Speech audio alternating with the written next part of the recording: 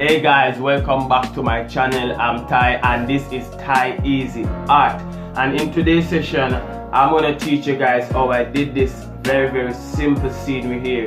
And if you want to learn how to paint just like this, I suggest that you just stick around, watch the full video, and don't forget to give this video a like and comment. And if you're new to the channel, just hit the subscription button, turn on the post notification bell, so when I upload you will never miss another painting session. And just follow me along this journey and let us paint, alright?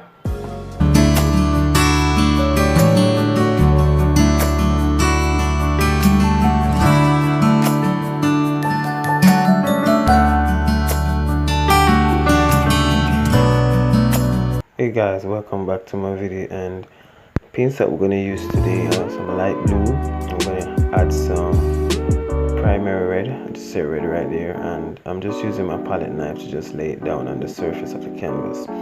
As you guys, sometimes I mix my paints on my palette depending what I'm doing, but I'm just going directly on the canvas today. And you're going to need some titanium white as well, and just let that sit. And just grab your brush and we're gonna start blending. So I'm trying to get a little bit of purple in the sky to show that dimension in the clouds.